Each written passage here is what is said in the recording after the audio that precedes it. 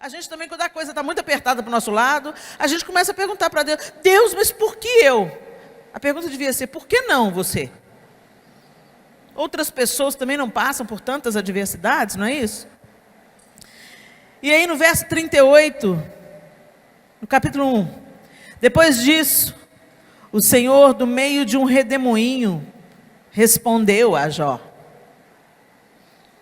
quem é este que escurece os meus desígnios com palavras sem conhecimento? Cinge, pois, os lombos como homem, pois eu te perguntarei e tu me farás saber. Onde tu estavas? Onde estavas tu quando eu lançava os fundamentos da terra? Dízimo, se tens entendimento? Quem lhe pôs as medidas, se é que sabes? Ou quem estendeu sobre ela o cordel? Sobre que estão fundadas as suas bases? Ou quem lhe assentou a pedra angular? Quando as estrelas da alva juntas alegremente cantavam e rejubilavam todos os filhos de Deus? Ou quem encerrou o mar com portas quando irrompeu a madre? Quando ele pôs as nuvens por vestiduras e a escuridão por fraldas? Quando eu lhe tracei limites e lhe pus ferrolhos e portas? Oh, gente, eu vou mudar aqui para a versão NVT. Tá bom? Verso 10. Pois o contive atrás de portas com trancas para eliminar seus litorais. Disse: daqui não pode passar, aqui são ondas orgulhosas, suas ondas orgulhosas devem parar. Você alguma vez deu ordem para que amanhã aparecesse e fez o amanhecer se levantar do leste? Eu já começo a estremecer. Vai para o capítulo 39. O Senhor continua o seu desafio, é o meu título aqui. Você sabe quando as cabras monteses dão à luz? Viu as corças nascerem? Sabe quantos meses dura sua gestação? Sabe qual é o momento do parto? Elas se agacham para dar à luz a seus filhotes e assim suas crias nascem. Os filhotes crescem nos campos abertos e vão embora para nunca mais voltar. Quem deu ao jumento sua liberdade? Quem desatou suas cordas? Eu o coloquei no deserto, as terras estéreis são seu lar. Ele despreza o barulho da cidade e não faz caso dos gritos do condutor. Os montes são seu pasto, onde ele procura o capim. Acaso o boi selvagem aceitará ser domado? Passará a noite no curral? Você consegue prendê-lo no arado? Aí vai para o capítulo 40. Então o Senhor disse a Jó: ainda quer discutir com o Todo-Poderoso? Você critica Deus, mas será que tem as respostas? Então Jó respondeu: eu não sou nada. Como poderia encontrar as respostas? Cobrirei minha boca com a mão. Já falei demais, não tenho mais nada a dizer. Então, do meio do redemoinho, o Senhor respondeu a Jó: prepare-se como um guerreiro, pois lhe farei algumas perguntas, e você responderá. Meu Deus, que duelo! Porá em dúvida a minha justiça e me condenará só para provar que tem razão? Você é tão forte quanto Deus? Sua voz pode trovejar como a dele? Então vista-se de glória e esplendor, de honra e majestade, dê vazão à sua ira, deixe-a transbordar com os orgulhosos, humilhe-os com um olhar, pise os perversos onde estiverem, enterre-os no pó, prenda-os no mundo dos mortos. Então eu mesmo reconheceria que você pode se salvar por sua própria força. Meu Deus do céu. Vai para o 41. Eu já estou descadeirado e eu não estou lendo o capítulo todo. Você é capaz de pegar o Leviatã com um anzol? Ou prender sua língua com um laço? É capaz de amarrá-lo passando uma corda por seu nariz? Ou atravessar seu queixo com um gancho?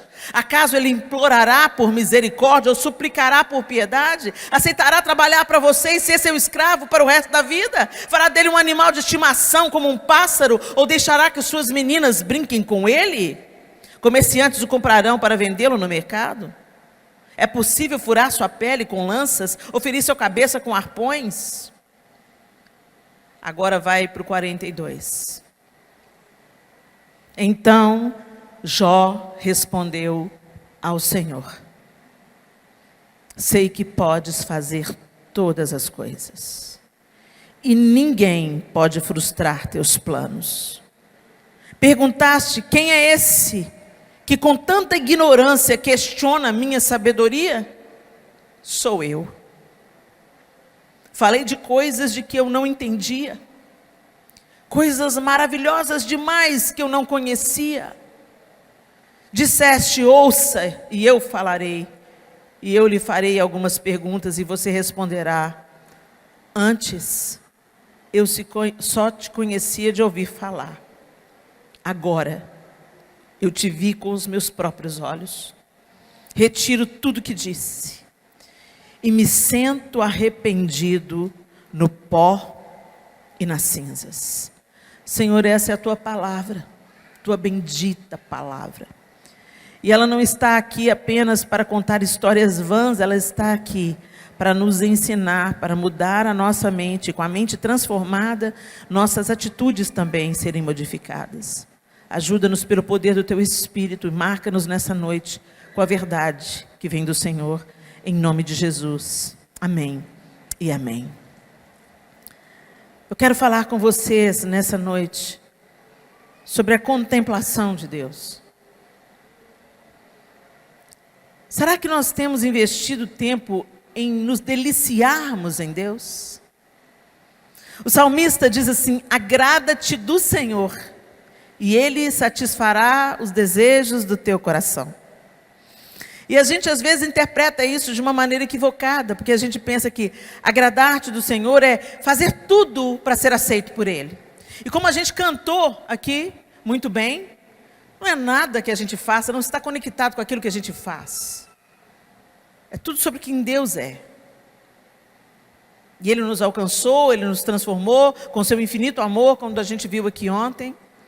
Mas nós entendemos isso com o nosso intelecto, muitas vezes. Você escuta eu falando, você apreende isso intelectualmente, você escuta, você entende e você fala, é. Mas você precisa de ter a sua experiência de contemplar Deus. De parar. Quando Deus começa a fazer essas perguntas para Jó, Ele não estava querendo se exibir. Deus não precisa, gente, Deus não tem problema de ego. Isso é coisa do homem. Deus não precisa se afirmar. Deus precisa ser adorado. Não, nós precisamos adorar Deus.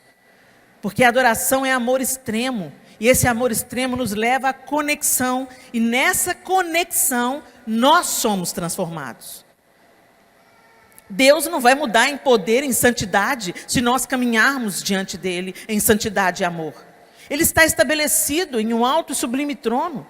Deus não precisa da nossa adoração, nós é que precisamos de nos curvar em adoração e reconhecer o poder e a sabedoria e a grandeza de Deus. E nessa contemplação, nós vamos sendo transformados à sua imagem. Quando o Senhor condena os ídolos, Ele diz assim, tornem-se semelhantes a eles, todos os que os adoram. Então, surdos, cegos, mudos, vocês têm boca, mas não fala, têm ouvido, mas não ouve, têm olhos, mas não veem. Ele está falando, aqueles que adoram os ídolos serão semelhantes a Ele. E eu posso te dizer, aquele que adora o Senhor será semelhante a Ele. Mas às vezes a gente pensa que a adoração é apenas as músicas que acontecem aqui na igreja.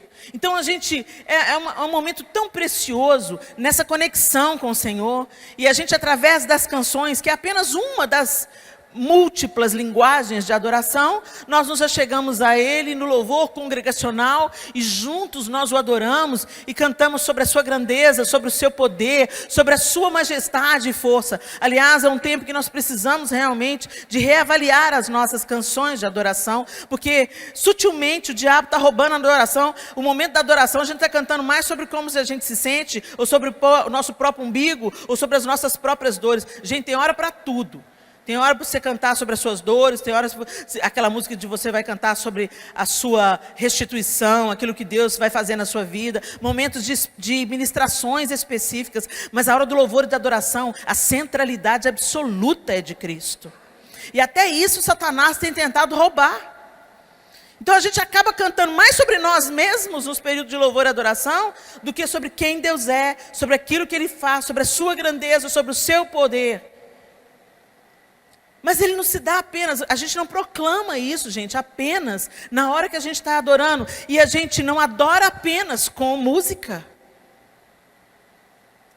Quando o Senhor se encontra com a mulher na beira do poço em Samaria, Ele fala assim, olha, vem a hora e já chegou, onde os verdadeiros adoradores adorarão a Deus em espírito e em verdade. Não é uma questão geográfica, não é sobre se é em Jerusalém ou se é em Samaria, mas é uma adoração que acontece na vida. 24 horas por dia, 7 dias por semana, você tem uma vida devotada a Deus. Adoração é amor extremo e devoção. Você é devoto de Jesus Cristo? Você conhece essa palavra, devoto? De que santo que você é devoto? Ou seja, a quem você se devota. Por isso que a gente faz devocional. Devocional é o momento em que você para tudo que está fazendo, porque a prioridade da sua vida está diante dos seus olhos, e você para, não com a sua lista de pedidos, mas você para olhar para Ele. O tema desse congresso é Hoje Olhamos para Ele. É o acróstico de Hope. Hoje olhamos para Ele. Será que nós estamos olhando para Ele, gente? Será que quando nós assentamos diante de Deus no nosso devocional, nós contemplamos Deus? Será que quando a gente está lavando a louça, nós contemplamos Deus? Quando a gente está trocando a fralda de uma criança, estamos contemplando Deus em espírito e em verdade. É algo que acontece no transcendente e é algo que acontece no natural. É algo que a gente pensa que a igreja é o lugar da adoração. Gente, a vida é o lugar da adoração. A sua vida deve ser devota ao Senhor. Então, se você está trabalhando, você é um ministro no mercado. Você está trabalhando, você está cuidando do dente das pessoas, você está cuidando de criança, você está passando flúor na criançada. Você está tornando o nome do Senhor conhecido, porque tudo que você faz na sua vida tem o Senhor na centralidade de tudo. Você vê o propósito de Deus em tudo. E, gente, quando a gente entende que a vida não é, né, esse dualismo que a gente entende do o sagrado e o profano, a igreja e o mundo. Uma vez que o Senhor me alcançou, eu sou do Senhor em qualquer lugar, a qualquer hora. Eu sou uma agente da vida, transbordando a vida em adoração aos pés do Senhor. Então a gente tem uma mania, até mesmo por causa da construção da nossa fé, a gente pensa assim, a música do louvor é a música animada, e a música da adoração, aquela música, apaga a luz. Também, mas quando você está dando comida para o faminto, isso é adoração. Quando você está atendendo bem o seu cliente, isso sobe as narinas de Deus como adoração.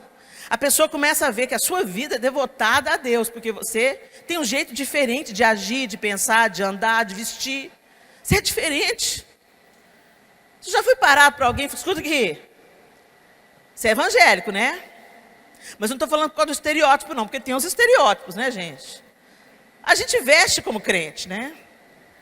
Você vê uma menina de saia jeans, coque, blusa branca, você fala evangélica. Tem os estereótipos, né? E a gente identifica. Esses dias aí, no aeroporto, eu vi o cara chegando, correndo assim com um violão na mão, aquela calça de tergal, um relógio dourado desse tamanho. E aí ele fez uma pergunta para o cara, e o cara respondeu, obrigado, amado, crente. Na hora que ele falou, amado, eu fui crente. Não é por causa dos estereótipos, não. Às vezes você está por trás de um balcão com o uniforme da empresa. E alguém fala assim, aqui, você é diferente. É por aí, gente. É quando você está tão conectado com o Senhor, que Ele começa a sair pelo olho, pela orelha, pelo gestual, entendeu? Ele brota, ele sai, blu, blu, blu, blu, entendeu? Você não tem que fazer esforço nenhum, sai. Você está cheio de Jesus, transborda. E você vive a vida para a glória de Deus. Isso é uma vida de adoração. Mas, gente, ela é resultado de intencional contemplação. A gente precisa de contemplar Deus. Como assim, Helena? A gente não enxerga Deus. Eu não enxergo Deus, como é que eu vou contemplar Deus? Você enxerga Deus sim. Só isso aqui que a gente leu sobre Deus falando com Jó, o que te pareceu? Você pode imaginar Deus? Você pode imaginar o tamanho de Deus falando com Jó? Onde você estava? Quando eu pus limite no mar, Jó. E falei para as ondas, você não vai passar daqui. Você não, a perspectiva que a gente tem de Jó, desse tamanhozinho de Deus enorme, não é? Através da palavra nós contemplamos Deus. É por isso que te dá uma leseira e uma preguiça do inferno quando você começa a ler a Bíblia. Quando começa a ler a Bíblia, você tem insônia? Leia a Bíblia. Você notou ou é só comigo?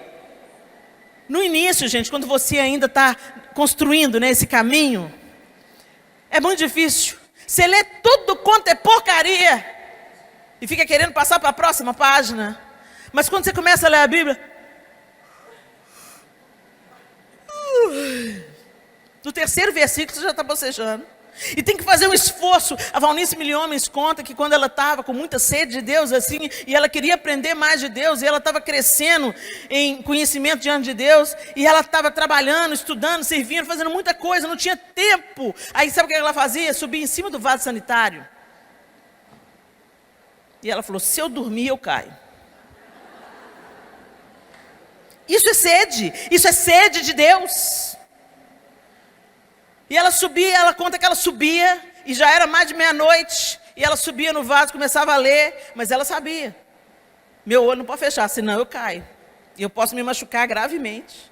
E ela ficava ali, até concluir a leitura bíblica dela. Isso é disciplina, isso é fome.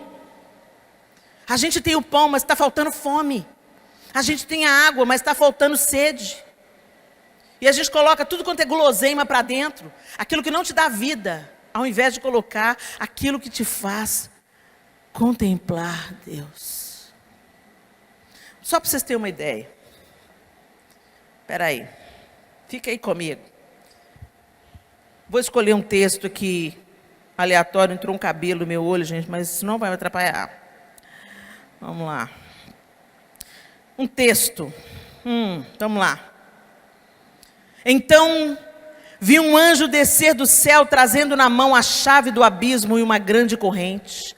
Ele prendeu o dragão, a antiga serpente, que é o diabo, Satanás, e o acorrentou por 1000 anos. O anjo o lançou no abismo e fechou e pôs um lacre na porta, de modo que ele não pudesse mais enganar as nações, até que terminassem os 1000 anos. Agora vai para mim lá, no Apocalipse, estou adiantando para o verso 11. Vi um grande trono e aquele que estava sentado nele. A terra e o céu fugiram de sua presença, mas não encontraram lugar para se esconder. Vi os mortos, pequenos e grandes, em pé diante do trono de Deus, e foram abertos os livros, incluindo o livro da vida. Os mortos foram julgados segundo o que haviam feito, conforme o que estava registrado nos livros. O mar entregou seus mortos, e a morte e o mundo dos mortos também entregaram seus mortos, e todos foram julgados de acordo com seus atos. Então a morte e o mundo dos mortos foram lançados no lago de fogo. Esse lago de fogo é a segunda morte, e quem não tinha o nome registrado no livro da vida foi lançado no lago de fogo. Então vi um novo céu e uma nova terra, pois o primeiro céu e a primeira terra já não existiam, e o mar também não mais existia. E vi a cidade santa, a nova Jerusalém, que descia do céu da parte de Deus, como uma noiva belamente vestida para o seu marido. Ouvi uma forte voz que vinha do trono e dizia: vejam, o tabernáculo de Deus está no meio do seu povo, Deus habitará com eles, e eles serão o seu povo. O próprio Deus estará com eles, Ele lhes enxugará dos olhos toda lágrima, e não haverá mais morte, nem tristeza, nem choro, nem dor. Todas essas coisas passaram para sempre. Como é que você termina uma leitura dessa? Assim como eu estou. Uau! Contemple a majestade de Deus. Quando você se debruça sobre as Escrituras, até nas misérias, quando você vê o pecado de Davi com Betseba, Deus manda o profeta Natã à casa de Davi, corrigir Davi. E ele compara Betseba a uma cordeirinha. A gente vê o Deus grandioso, majestoso, se importando com uma mulher que foi tomada à força por quem deveria protegê-la. Deus não põe panos quentes no pecado de Davi. Ele corrige Davi.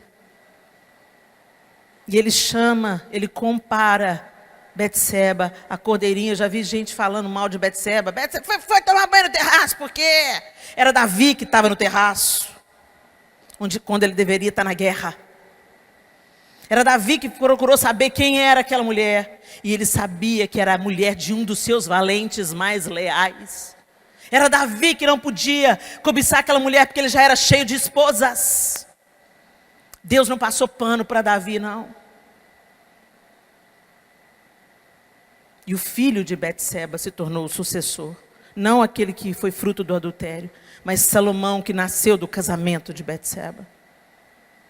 Ele se tornou o sucessor mais próspero de Israel, Salomão.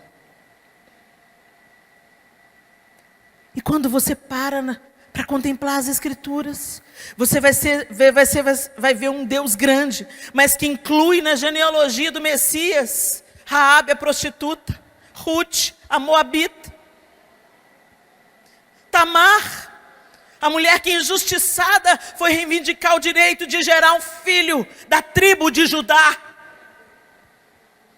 As coisas loucas para confundir as sábias. O Deus que escolheu uma mulher para ser juiz em Israel no tempo dos juízes. Podia ter escolhido Lapidote, marido dela, mas escolheu Débora. Um Deus enorme, mas que se importa com o pequeno.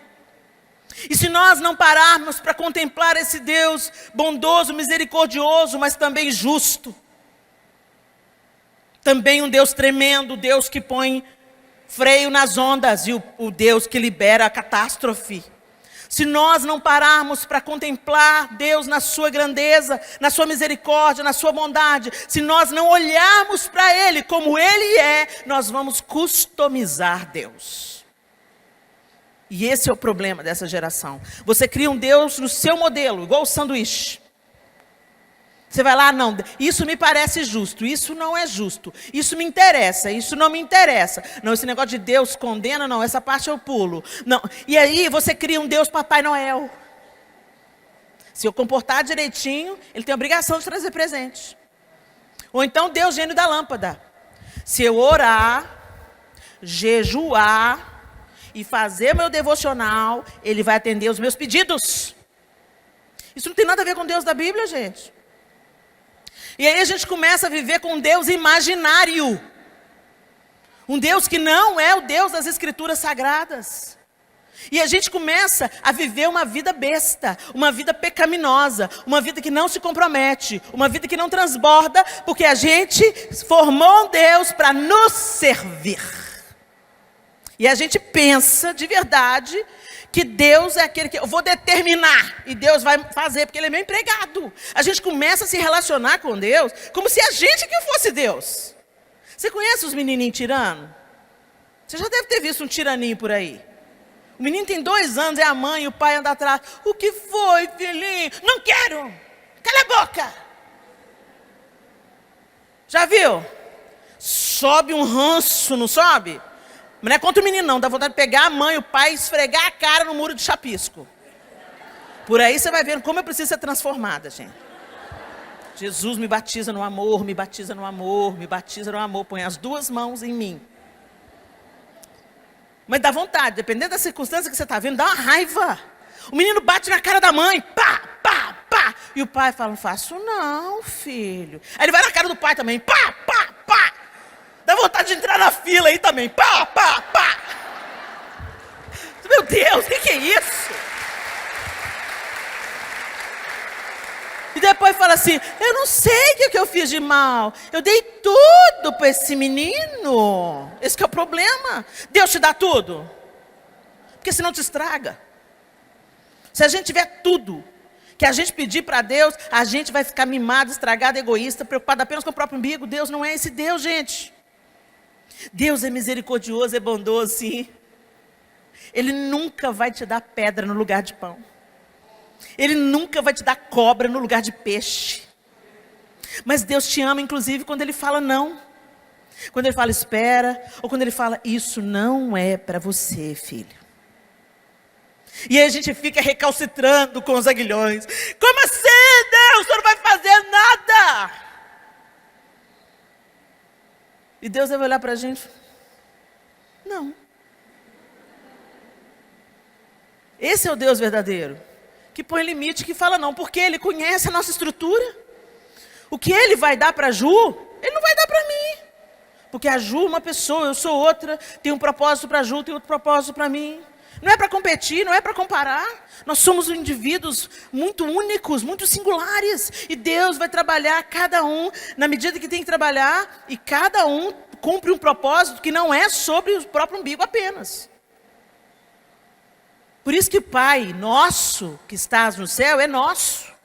Tem gente que pensa que só tem Ele na terra, entendeu? Que Ele é o reizinho e que a Trindade está orbitando em volta dele. Então é isso, eu sou tão amado por Deus. Você é, e o seu irmão que está do seu lado aí também. Nós somos amados por Deus. E para um filho, eu tenho 4 filhos.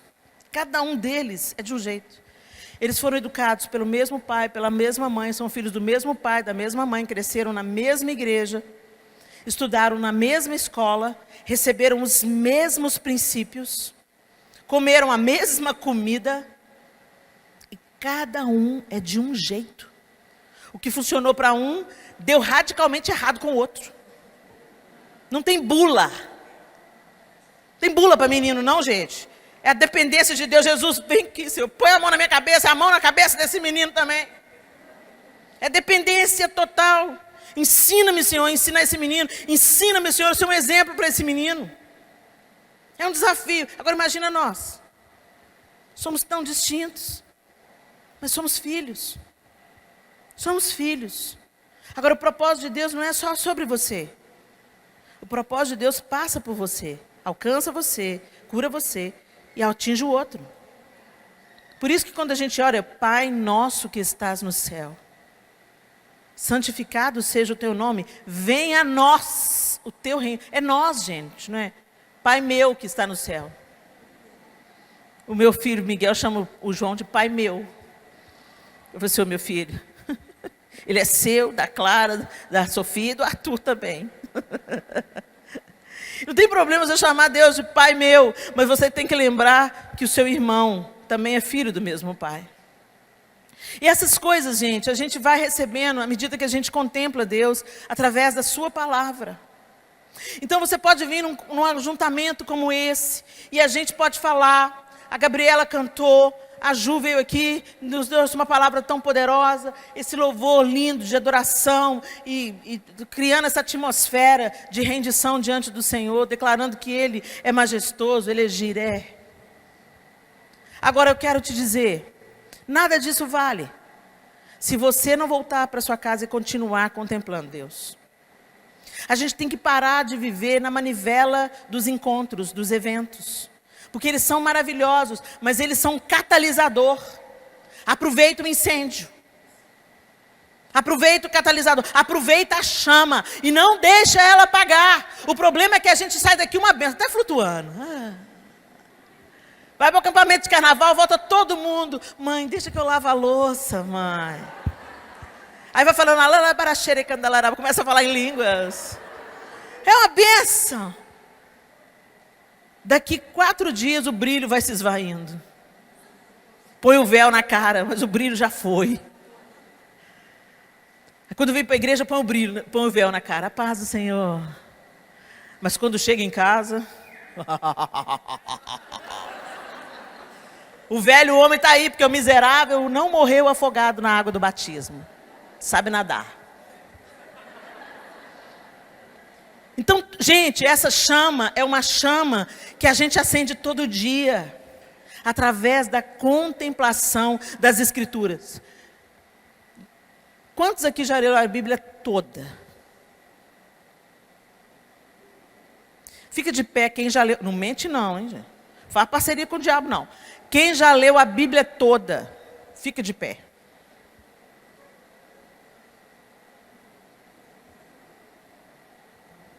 Não é para envergonhar ninguém.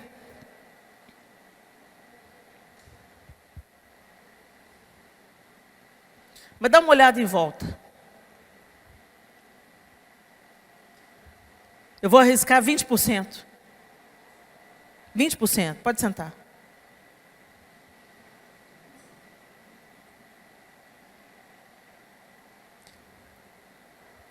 Quantos aqui tem menos de 1 ano de conversão? Fica de pé.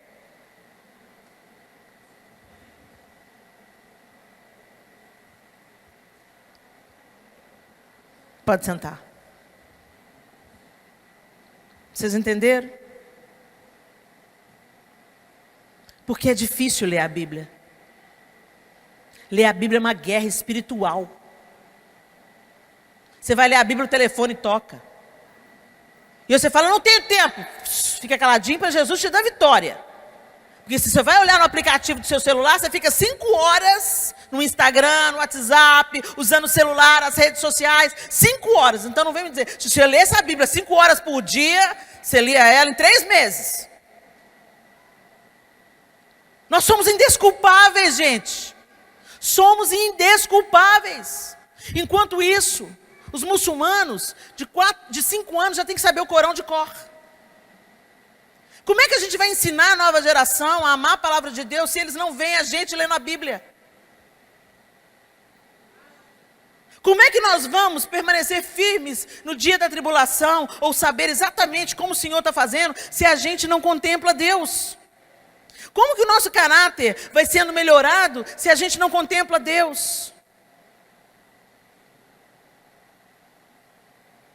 Como que a gente vai temer o Senhor? Falta temor na nossa geração. O Senhor é amigo. O Senhor é conselheiro.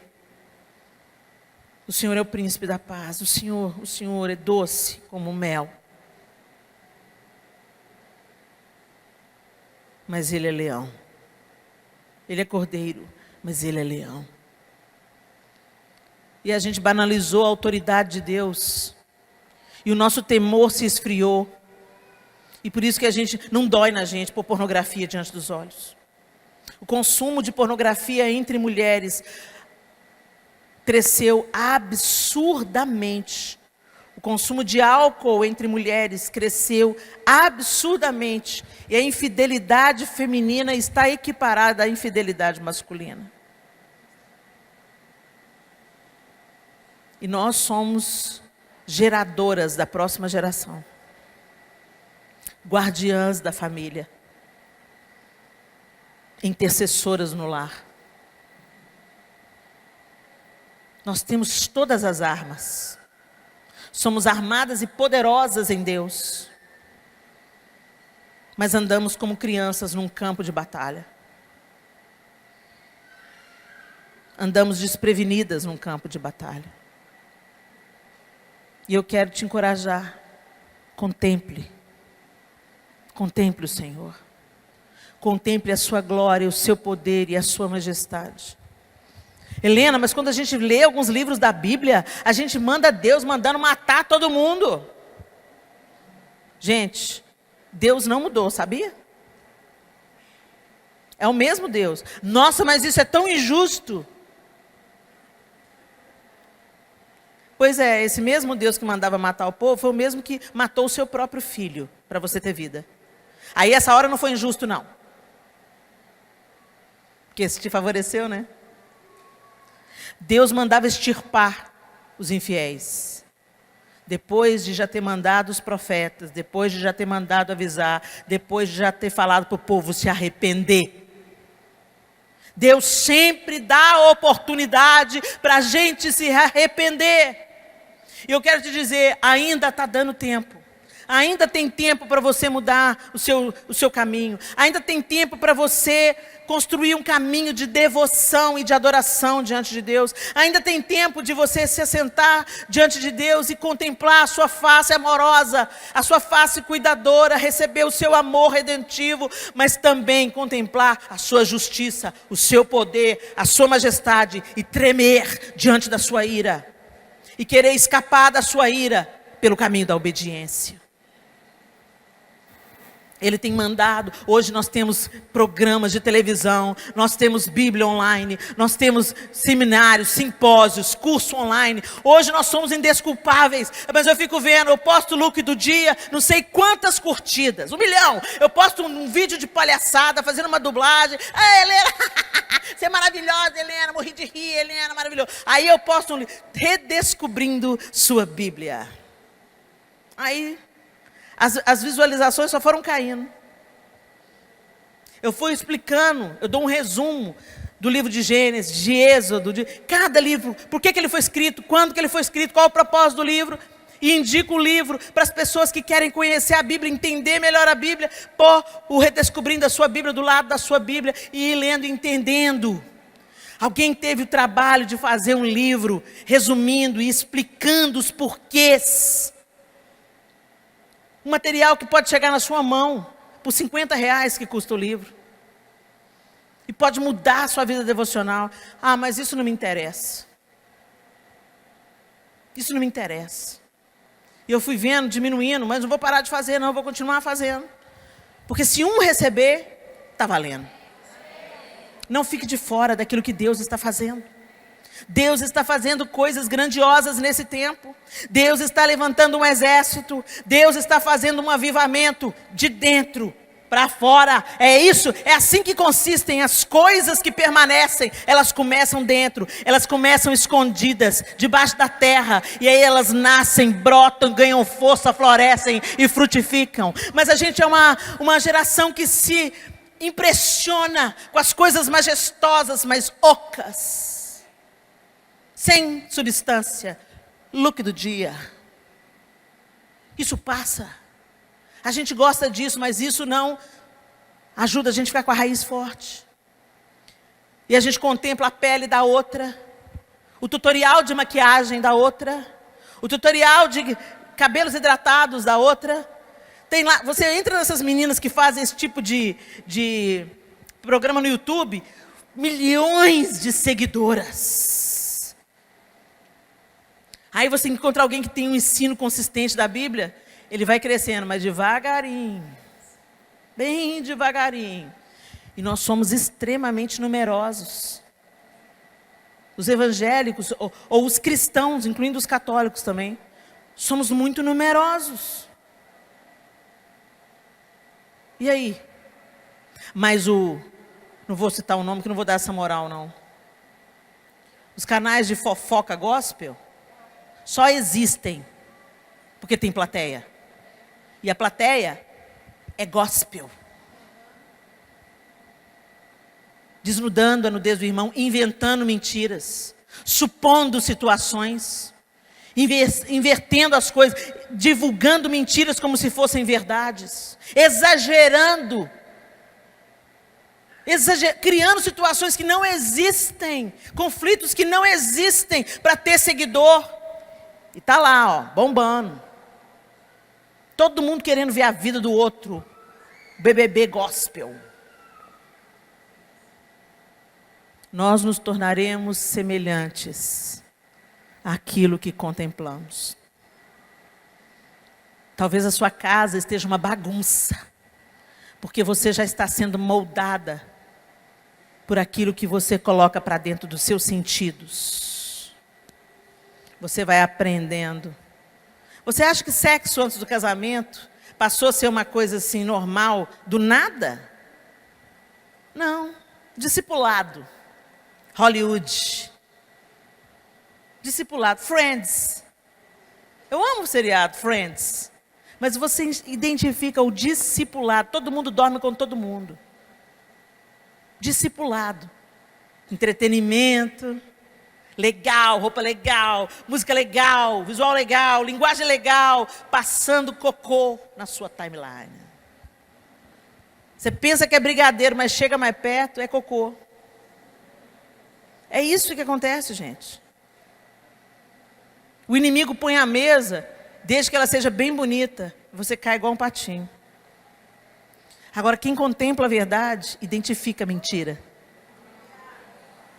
Quem conhece a verdade, e conhecereis a verdade, e a verdade vos libertará dos sutis enganos de Satanás. Não, gente, não pensa que Satanás vai ser óbvio para você, não, gente. O bicho é astuto, ele é o pai da mentira. Ele é astuto.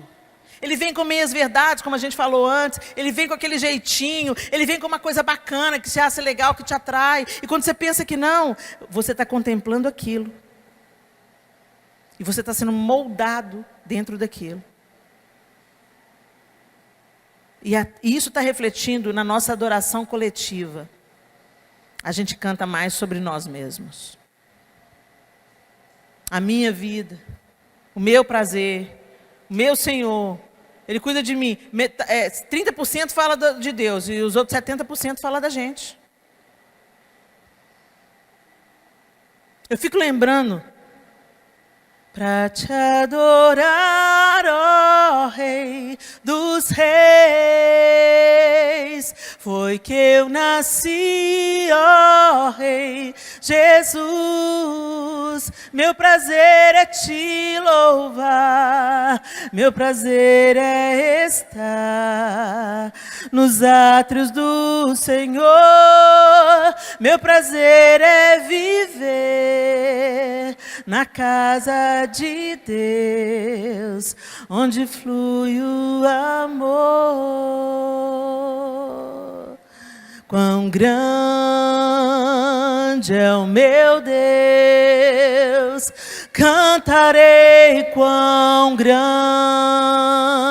é o meu Deus, e todos hão de ver quão grande é o meu Deus. Vim para adorar-te, vim para prostrar-me, vim para dizer que és meu Deus, és totalmente amável, totalmente digno, tão maravilhoso para mim. Ó Senhor, nos ensina a te adorar. É tudo sobre Ele. É tudo sobre a grandeza dEle, a majestade dEle. Santo,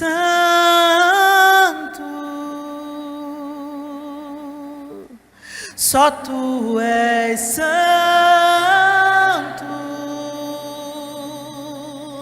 não há outro como Tu, não há outro como Tu, não há outro como Jesus, só Tu és santo,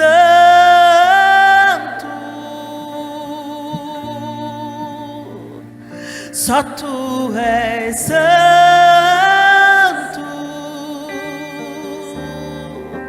não há outro como Tu, não há outro como Tu, não há outro como Jesus. Ah, Senhor, fique de pé no seu lugar.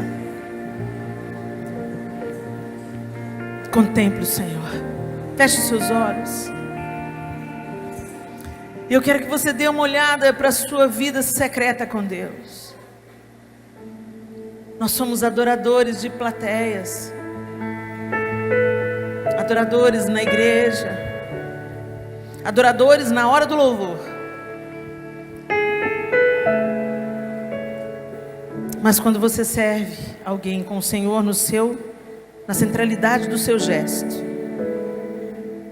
isso sobe as narinas dele como adoração, em espírito, em verdade. Quando eu cuido de uma criança, é para a glória de Deus. Quando eu sou excelente no meu trabalho, é para a glória de Deus. Quando eu chego pontualmente e saio na hora que eu devo sair, é para a glória de Deus. Quando eu cuido da casa e da minha família em serviços ordinários, é para a glória de Deus. Quando eu amo o meu marido e sou leal a ele, é para a glória de Deus. Quando eu beijo os meus filhos e os abençoo, é para a glória de Deus. Quando eu canto as minhas canções de amor na igreja, é para a glória de Deus. E o que eu assisto, o que eu consumo, também é para a glória de Deus.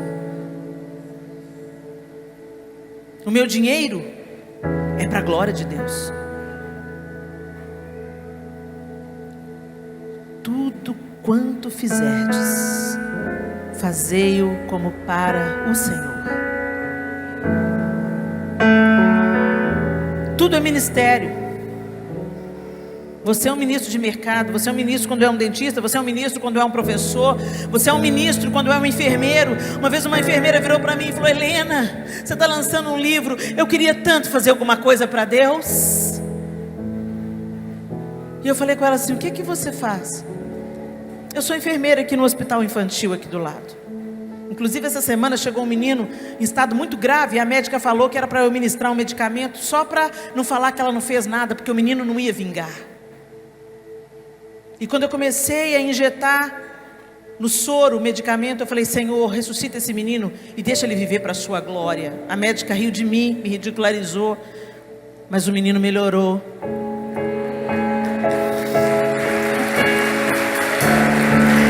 Eu olhei para ela e falei: você vai me dizer que você não está fazendo para Deus? Você é uma ministra da vida no lugar onde a morte está. Vamos parar com essa mente dualista. A nossa vida é sagrada, porque a nossa vida pertence ao Senhor. Contemple o Senhor. Olha para Ele. Hoje olhamos para Ele. Olhe mesmo. Olhe mesmo, não tire os olhos dele, porque isso vai te santificar. Não tire os olhos dele, porque isso vai te deixar mais amoroso. Não tire os olhos dele, porque isso vai dar propósito para a sua vida. Não tire os olhos dele, porque isso vai reorganizar os seus outros relacionamentos. Não tire os olhos do autor e consumador da nossa fé. Coloque os olhos em Cristo e contemple sua glória e majestade, porque não há outro como o Senhor.